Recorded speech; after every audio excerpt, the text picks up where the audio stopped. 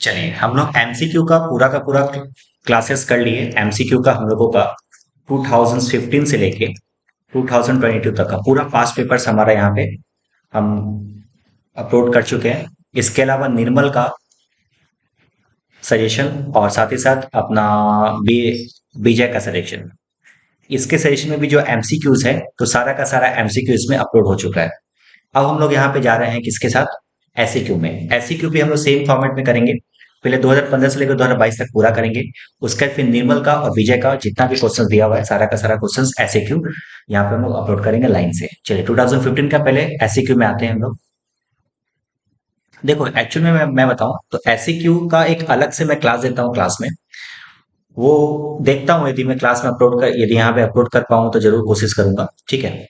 तो वो क्लासेस से ना आपको जो मैं एक्स्ट्रा जो क्लासेस देता हूँ सिर्फ एससीक्यू के ऊपर, वो क्लासेस एक बार देख लेने से आपको क्या हो जाएगा ना, ईयर सारा का सारा सॉल्व हो जाएगा ऑटोमेटिकली। बट यहाँ पे हम एज्यूम कर रहे हैं कि आप वो क्लासेस नहीं किए हो, तो हम लोग यहाँ पे फटाफट से एक एक 2015 का जो भी एससीक्यू आया था लाइन से सबको लगातार देखते जा रहे हैं। चैप्टर वाइज जब हम लोग पढ़ते थे ना तो चैप्टर में हम लोग ये सब चीज ऑलरेडी कवर कर चुके हैं। अब हम लोग सिर्फ थ्योरी, 1 मार्क्स के थ्योरी के लिए पढ़ने वाले हैं। चलिए सबसे पहला क्वेश्चन पूछता है फॉरफीचर ऑफ शेयर क्या होता है। देखो शेयर फॉरफीचर होता है कि कोई यदि शेयर होल्डर्स मेरा कोई शेयर्स रखा है बट वो या तो अलॉटमेंट का पैसा है तो कॉल का पैसा नहीं दिया, या तो अलॉटमेंट का पैसा है तो कॉल का पैसा नहीं दिया, तो उसे क्या बोला जाता है, उसे बोला जाता है शेयर फॉरफीचर। देखो क्या लिखा हुआ है, कैंसिलेशन ऑफ अलॉटमेंट। हम लोग क्या किए, उसके शेयर्स को कैंसिल कर दिए क्योंकि वो डिफॉल्ट किया था। पेमेंट करना डिफॉल्ट किया था किसका, या तो एप्लीकेशन का या तो अलॉटमेंट का, किसी का, सॉरी एप्लीकेशन नहीं, अलॉटमेंट या फिर कॉल में से किसी का भी पैसा वो क्या किया था, डिफॉल्ट किया था। इसके कारण हम उसके शेयर को क्या कर दिए, कैंसिल कर दिए। इस कैंसिलेशन को क्या बोलते हैं हम लोग, शेयर फॉरफीचर। पॉइंट नंबर 2 है calls in arrear. Again calls in arrear share forfeiture की तरह ही है। जब हम लोग कोई डिफॉल्ट करता है या तो एप्लीकेशन का पैसा है तो कॉल का पैसा, तो जो डिफॉल्ट करता है उस समय उसको बोलते हैं कि कॉल्स इन अरियर हो गया। अरियर मतलब होता है ड्यू होना। समटाइम्स शेयर होल्डर डिफॉल्ट करना, क्या करना, अलॉटमेंट का पैसा या फिर फर्स्ट कॉल का पैसा या फिर फाइनल कॉल का पैसा, किसी भी पैसा जो नहीं दे पाया, अनपेड अमाउंट रह गया, उस अनपेड अमाउंट को क्या बोलते हैं हम लोग, calls in arrear. Next point है अनकॉल्ड कैपिटल। अनकॉल्ड कैपिटल और कॉल्ड अप कैपिटल दोनों में अंतर होता है। देखो एक बार किसी कंपनी का शेयर मान लो 10 लाख है, इसमें से कंपनी अभी तक 8 लाख मंगवा चुका है, मतलब कॉल्ड अप कर चुका है। 2 लाख अभी भी बाकी है, इस 2 लाख रुपए को बोला जाएगा अनकॉल्ड कैपिटल, मतलब जो कंपनी अभी तक मंगवाया नहीं है, बट हाँ कंपनी को जब जरूरत पड़ेगा, जब रिक्वायरमेंट होगा तो कंपनी इस पैसे को मंगवा सकती है। इसको बोलते हैं uncalled capital. It is a portion of issued capital. उस इशूड कैपिटल का वो पोर्शन है जो कंपनी अभी तक मंगवाई नहीं है, had not been called up at the time of requirement. जब भी कंपनी को जरूरत पड़ेगा वो क्या कर सकता है, वो पैसा कलेक्ट कर सकता है। पार्टनरशिप डीड क्या होता है, पार्टनरशिप डीड होता है बेसिकली एक अग्रीमेंट जो पार्टनर्स के बीच में होता है पार्टनरशिप बिजनेस में। तो देखो क्या बोला है, document containing the partnership agreement. एक ऐसा डॉक्यूमेंट जो क्या होता है, पार्टनरशिप एग्रीमेंट होता है पर सभी पार्टनर्स के बीच में, से क्या बोलते हैं हम लोग, पार्टनरशिप डीड। सारा का सारा डिटेल्स, बेसिक डिटेल्स इसी के अंदर में कंटेंट रहता है। नेक्स्ट पॉइंट है गुडविल क्या होता है। गुडविल एक ऐसा इंटेंजिबल एसेट्स है जिसको हम डिफाइन कर सकते हैं as a reputation, attraction and connection, जो हम लोगों को हेल्प करता है फ्यूचर के बेनिफिट्स के लिए, उसे क्या बोलते हैं हम लोग, गुडविल। हालांकि क्लास में इसको मैं बहुत अच्छे तरीके से समझाया था। मैं ये भी बोला था पास्ट में किया गया एफर्ट्स जिससे हम लोगों को फ्यूचर में बेनिफिट्स मिलने वाला है, उस अमाउंट्स को बोलते हैं गुडविल। तो वो क्या बोला है, goodwill is the reputation, attraction, connection and that force which helps, जो एक हेल्प करता है रिलेशनशिप क्रिएट करने के लिए, कस्टमर के साथ एक अच्छा रिलेशनशिप क्रिएट करने के लिए जो हेल्प करता है, और जो हम लोगों को ये भी हेल्प करता है कि हम लोग फ्यूचर में क्या कर पाए, प्रॉफिट कमा पाए। इसे क्या बोलते हैं हम लोग, गुडविल। नेक्स्ट पॉइंट क्या है, गेनिंग रेशियो। गेनिंग रेशियो का मतलब क्या होता है, सेक्रीफाइसिंग रेशियो का मतलब क्या होता है, आपको पता ही होगा कि ओल्ड पार्टनर्स के, या तो हम लोगों का ओल्ड पार्टनर्स, किसी ओल्ड पार्टनर्स का या तो रिटायरमेंट हो गया या तो किसी ओल्ड पार्टनर्स का परमानेंटली रिटायरमेंट हो गया, मतलब डेथ हो गया। तो इन दैट केसेस जो कंटिन्यूइंग पार्टनर होते हैं, जो बिजनेस को लगातार चलाते हैं, तो जो चलाने के साथ उनको जो फायदा होता है, उनके उसके जाने से जो फायदा होता है, जिस रेशियो में फायदा होता है उसको बोलते हैं गेनिंग रेशियो। मैं इसको शॉर्ट में समझा देता हूं। ए, बी और सी, मानो 3 पार्टनर है और अभी इन लोगों के रेशियो 3:2:1 था। बी जो है क्या हो गया, रिटायर हो गया। बी जो है रिटायर हो गया, तो बी के रिटायरमेंट से एक बात बताओ, कहीं ना कहीं ए को और सी को फायदा होगा, क्योंकि पहले प्रॉफिट बढ़ रहा था इस तीनों में, अभी प्रॉफिट बचेगा इस सिर्फ दोनों में, तो इसको बोलेंगे कंटिन्यूइंग पार्टनर। तो इसके जाने से ए को भी कुछ फायदा होगा, बी को भी, सी को भी कुछ फायदा होगा। तो जो जिस रेशियो में लोगों को फायदा हो रहा है, इस रेशियो को क्या बोलते हैं हम लोग, गेनिंग रेशियो। इसको निकालने का एक तरीका था, एक फॉर्मूला था नो। फॉर्मूला क्या था, नो। नो में माइनस कर देना, एन माइनस एन का मतलब होता है new ratio minus old ratio. जो न्यू रेशियो में से जब ओल्ड रेशियो को माइनस करते हैं तो क्या निकलता है, गेनिंग रेशियो। इसको उल्टा कर दो, सैक्रिफाइसिंग रेशियो क्या होता है, इसका उल्टा होता है। देखो इसके पीछे, अच्छा अच्छा, गेनिंग रेशियो देखो पहले क्या लिखा है, as a result of change in profit, profit sharing ratio जब चेंज हो जाता है, जाहिर सी बात है किसी पार्टनर्स के रिटायरमेंट के टाइम पे, डेथ के टाइम पे रेशियो तो हम लोगों को चेंज करना पड़ता है। तो उस केसेस में क्या होता है, the ratio in existing partner, जो एग्जिस्टिंग पार्टनर है उनको कुछ फायदा होता है, इस फायदे को ही बोलते हैं क्या, गेन रेशियो। इसका फॉर्मूला जरूर लिखना बहुत जरूरी है। एग्जाम में रेशियो कभी भी पूछे तो आप उसको डेफिनेशन के साथ साथ आपको रेशियो जरूर लिख के आना चाहिए, उसका रेशियो जो फॉर्मूला है वो जरूर लिख के आना चाहिए। अच्छा, एग्जाम में आपको मान लो ये कंटेंट आप नहीं लिख पा रहे तो आपको कम से कम मैं बताता हूं आपको उसका फॉर्मूला जरूर लिख के आना चाहिए।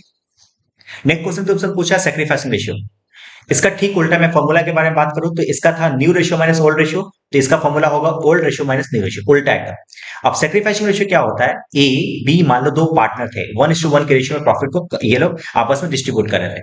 सी इस पार्टनर्स को ज्वाइन कर रहा है, मतलब एडमिशन हो रहा है सी के, तो सी के आने से ये प्रॉफिट में और बटेगा, सी यहां पे आ जाएगा, और तो सी प्रॉफिट क्या हो जाएगा, पहले ये लोग दो खा रहे थे अब तीन जन खाएंगे, तो इससे क्या होगा, इससे ए को और बी को नुकसान होगा, तो जिस रेशियो में देखो को नुकसान होगा उस रेशियो को क्या बोलते हैं हम लोग, सैक्रिफाइसिंग रेशियो। सिंपल वर्ड में बताऊं तो किसी नए पार्टनर्स के आने से जो ओल्ड पार्टनर्स को अपना रेशियो का कुछ हिस्सा सरेंडर करना पड़ता है, उसे क्या बोलते हैं हम लोग, सैक्रिफाइसिंग रेशियो। फॉर्मूला होता है old ratio minus new ratio, no का उल्टा on, the ratio in which existing partners surrender their shares, समझ में आ रहा है, तो other partner is called sacrifice ratio. Formula देखो यहाँ पे लिखा होगा, ये फॉर्मूला लिखना एकदम कंपलसरी है। कई सारे बच्चे क्या करते हैं, ये जिम लिखते हैं फॉर्मूला नहीं लिखते। आंसर इस मेरा ये मानना है, एग्जाम में जब भी जाओ तो ये तो तुमको याद रहेगा, इसके साथ साथ फॉर्मूला जरूर लिख के आओ, ठीक है। नेक्स्ट पॉइंट, पॉइंट नंबर 5, री इश्यू ऑफ शेयर क्या होता है, री इश्यू ऑफ शेयर तुमको पता है, अभी हम लोग पढ़े ना share forfeiture, share forfeiture, share जब हम लोग फॉरफीट कर लेते किसी का, तो उस शेयर फॉरफीचर करने के बाद हम लोग उसी शेयर्स को मार्केट में दोबारा से री इशू करते हैं, उसे बोलते हैं री इशू। री इशू का प्राइस तीन हो सकता है, या तो हम लोग इसको पार पे भी बेच सकते हैं, मतलब 10 का शेयर 10 में भी बेच सकते हैं, 10 का शेयर 12 में भी बेच सकते हैं, 10 का शेयर 8 में भी बेच सकते हैं। 10 का शेयर 10 में बेचने का मतलब है, इसको बोलते हैं पार। 10 का शेयर 12 में बेचने का मतलब है, इसको बोलते हैं प्रीमियम।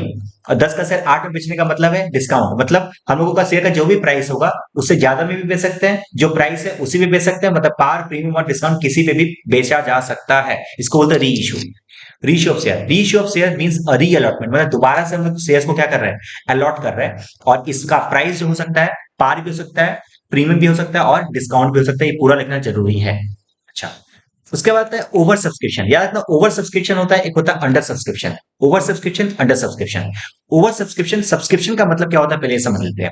सब्सक्रिप्शन का मतलब होता है जितना कैपिटल मार्केट में पब्लिक खरीद पाई उसको बोलते हैं सब्सक्रिप्शन। मान लो एक कंपनी 10,000 शेयर इशू की, ठीक है, 10,000 कंपनी इशू की। एक बात बताओ, कंपनी जब 10,000 शेयर इशू करता होगा तो क्या 10,000 ही फॉर्म निकालता होगा क्या, ऐसे नहीं सर, ज्यादा ही निकालता होगा। तो क्या हुआ कि 10,000 शेयर के बदले में लोगों के पास एप्लीकेशन आ गया 12,000, कंपनी के पास एप्लीकेशन आ गया 12,000। तो सोचो एक बार, कंपनी 10,000 बेचना चाहती है, बट हो गया क्या, उससे ज्यादा लोग खरीदने के लिए रेडी हैं, इसको बोलते हैं ओवर सब्सक्रिप्शन। क्या बोलते हैं बताओ, ओवर सब्सक्रिप्शन। मतलब क्या होता है, ओवर सब्सक्रिप्शन का मतलब होता है जब हमारा अप्लाइड, इसको बोलते हैं एप्लीकेशन, ये अप्लाई करना, कई सारे लोग अप्लाइड किए ना, शेयर खरीदने के लिए अप्लाई किए होंगे, तो एप्लीकेशन यदि ज्यादा हो जाए, जितना कंपनी को बेचना चाहती है उससे ज्यादा यदि हो जाए तो इसको बोलेंगे ओवर सब्सक्रिप्शन।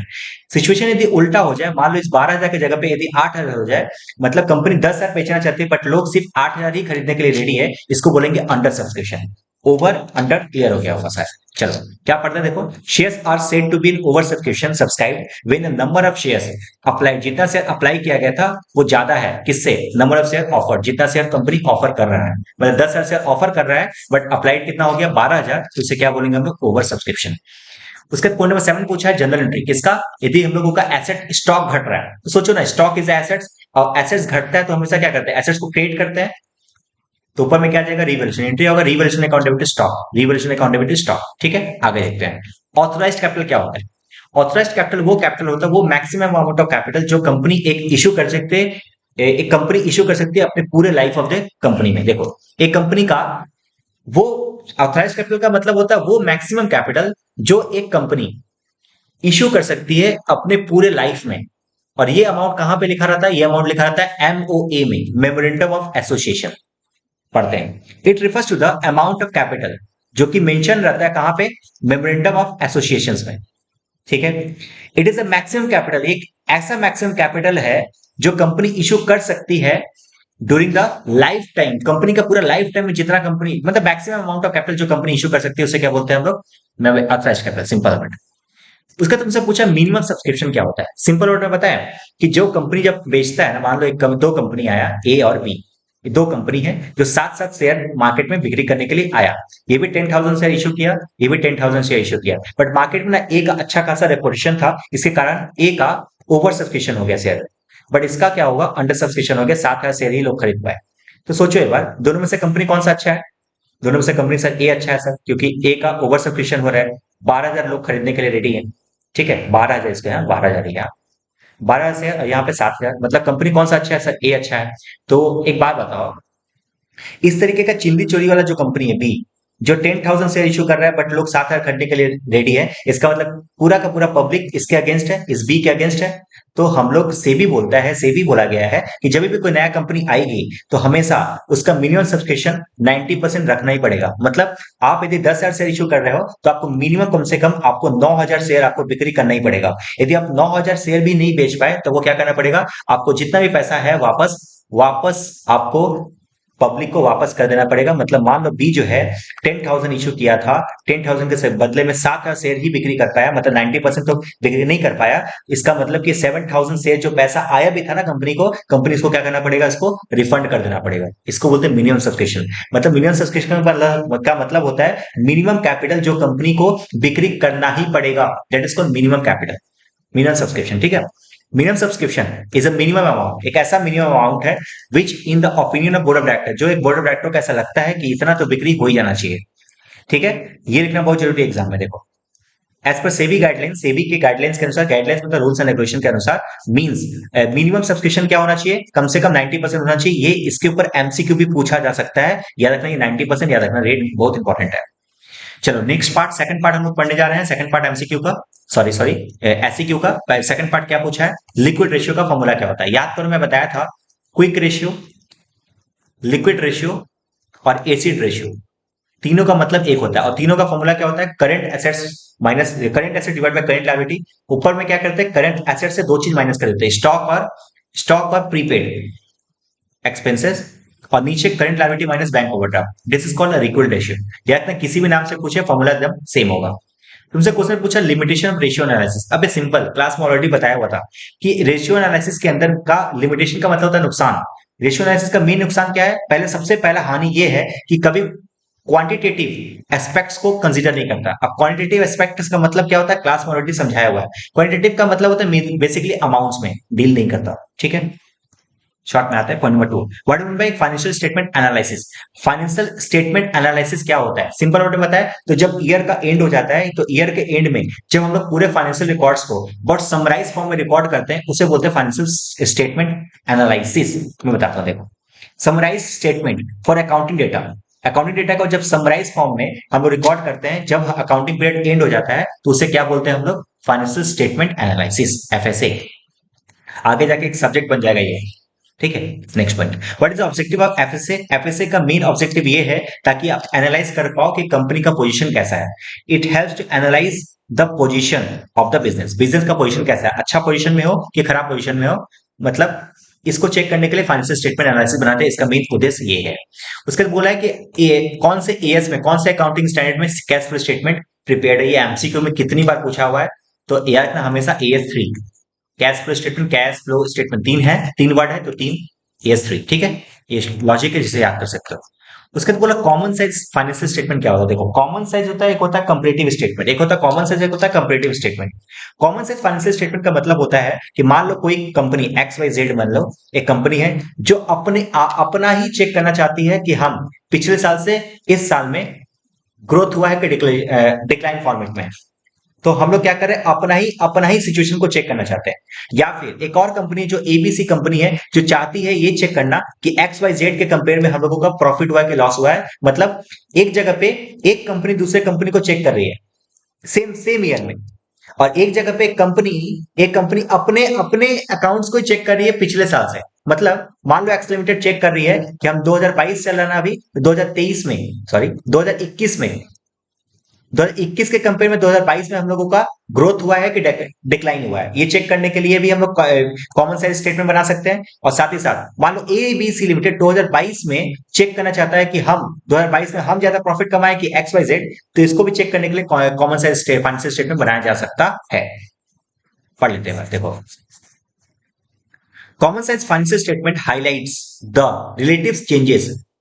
क्या हाईलाइट करता है? Changes in each classes of items of financial statement of different year, अलग अलग साल का। यदि एक ही फर्म का यदि हम लोग चेक कर रहे हैं तो अलग अलग साल का हम लोग चेक करते हैं कि अलग पिछले साल से इस साल में हम लोगों का क्या ग्रोथ और क्या डिक्लाइन हुआ है।